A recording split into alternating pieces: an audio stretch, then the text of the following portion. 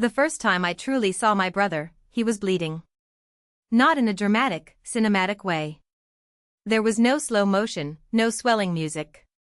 He was just standing at the kitchen sink at 2 a.m., his knuckles split and raw, running them under cold water. The water swirled pink down the drain. He didn't hear me come in. I was supposed to be asleep. I was always supposed to be asleep. The golden child doesn't have 2 a.m. bathroom runs, she has perfect REM cycles and wakes up at 6 a.m. for a jog. His shoulders were hunched, the sharp blades of them visible through his thin t-shirt. He looked small. My brother, who was 18 and a year older than me, who had a leather jacket and a reputation and a sneer that could curdle milk, looked like a little boy who'd skinned his knee. I should have gone back to bed. That's what I always did. I averted my eyes. I stayed in my lane. My lane was clean and well lit and paved with AP classes and varsity letters and polite smiles for my parents' friends. His lane was a ditch, and I'd trained myself not to look into it. But I didn't move. He must have felt my presence, because his head snapped up. In the dim light from the stove hood, I saw his face. It wasn't just his knuckles. There was a cut on his eyebrow, the skin already puffing up into an ugly bruise. His lip was split. For a second, we just stared at each other. Two people in a strange, silent standoff. Then, his expression shuddered. The vulnerability vanished, replaced by the familiar mask of contempt. "What are you looking at, princess?" he hissed, his voice a low, wrecked rasp. "Go back to bed. Your shift doesn't start until morning. Time to go be perfect." The words were a slap, but it was a slap I was used to. I'd been flinching from them for years. I opened my mouth to say nothing, to turn away like I always did. But I didn't. "You're bleeding," I whispered, the words feeling stupid and foreign in my mouth. He let out a short, brutal laugh. "Observant. They give you a trophy for that, too?" I took a step into the kitchen. He flinched, actually flinched, like he expected me to swing at him. The movement stopped me cold. My brother, the town terror, was afraid of me. No, not of me. Of what I represented. Of the judgment. Of the inevitable report back to Command Central. "I won't say anything," I said. Another laugh, this one hollow. "Why would you? There's nothing to say. Local loser gets in another fight. Film at 11. It's the nightly news in this house." He was right. It was. The dynamic was so ingrained, it was like breathing. Mom and Dad didn't even get angry about it anymore. They just got tired. They'd look at Leo with that mixture of disappointment and resignation, and then they'd look at me, and their faces would actually change. They'd soften. They'd light up. "At least we have you, sweetie," my mom would say, pulling me into a hug while Leo slunk past us to his room. "You make it all worth it." I let them. God, I let them. I soaked up their approval like a flower in the sun, never once thinking about the shadow I was casting. I was the consolation prize. The living, breathing proof that they hadn't failed completely as parents. And Leo. Leo was the failure. The evidence we all pretended not to see. The next morning at breakfast, the show went on as usual. I came down in my clean jogging clothes, my hair in a perfect ponytail. My mom beamed at me. "There's my girl." "Omelette?" Leo's chair was empty. A half-empty cup of coffee sat at his spot, stone cold. My dad glanced at the stairs, his jaw tight. He'll surface when he needs money. I sat down, and the three of us ate in a bubble of normalcy. We talked about my college applications, my upcoming debate tournament. The elephant in the room wasn't just an elephant, it was a whole herd, stampeding right through the center of the table, and we just artfully dodged their feet. Then Leo came down.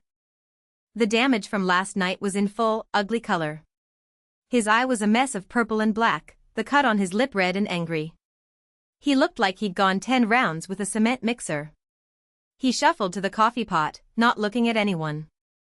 My mom's smile froze. She sighed, a long, put-upon sound. "Leo, honestly. Again? What was it this time? A disagreement over someone's girlfriend? Some kid looked at you wrong?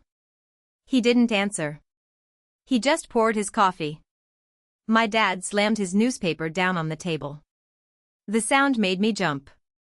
Don't you have anything to say for yourself? You walk in here looking like that, you disrupt this entire family, and you can't even offer an explanation? Your sister is trying to have a peaceful breakfast before her SAT prep class, and you have to drag your drama into it. There it was. Your sister, the innocent party. The one he was inconveniencing. Leo finally turned. He looked directly at me. There was no anger in his eyes this time, just a deep, bone-tired weariness. He looked at me, and I saw it. I saw him waiting. Waiting for me to chime in. To nod along. To seal his fate with a single, disappointed look from my perfect, golden eyes. And I almost did. It was instinct. My part in the play. The long-suffering sister, silently pleading for him to just stop causing trouble. But I didn't. I saw his split knuckles. I saw the little boy under the cold water.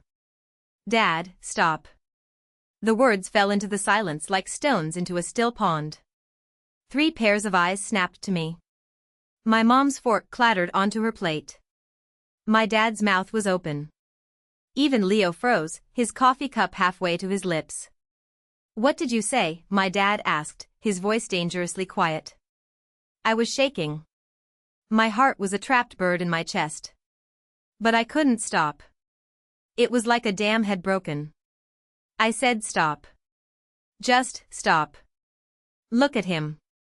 I pointed at Leo, and my hand was trembling. He's hurt.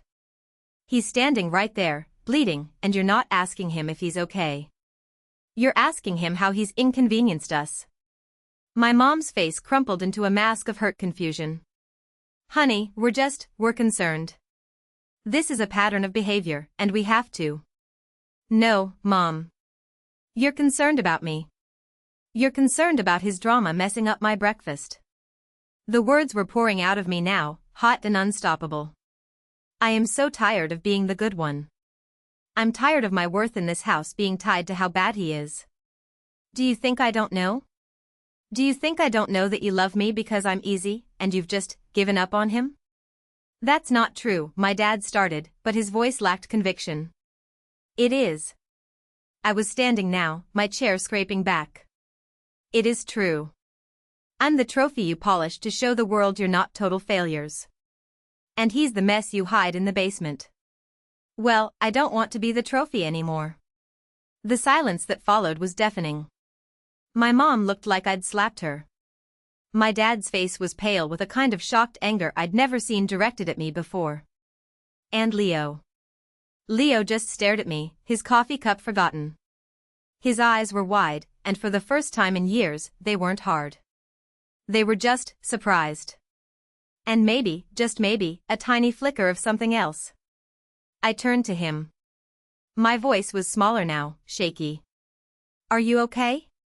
He opened his mouth, then closed it. He looked down at his own hands, at the mangled knuckles, as if seeing them for the first time. When he looked back up, his eyes were wet. It was Jeremy Foster, he said, his voice rough. He was talking about you. At the party. Saying stuff. Saying you were a stuck-up priss who thought you were better than everyone. The world tilted on its axis. He was saying it loud, so everyone could hear. So He gestured vaguely at his face. I told him to shut up. He didn't. So I made him.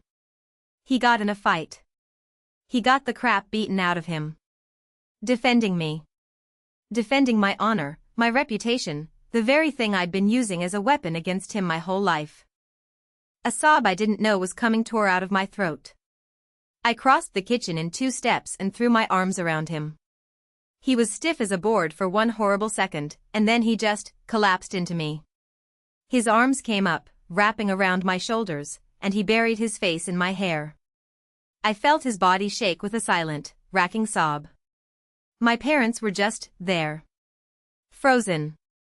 Witnesses to the demolition of their perfectly constructed family narrative.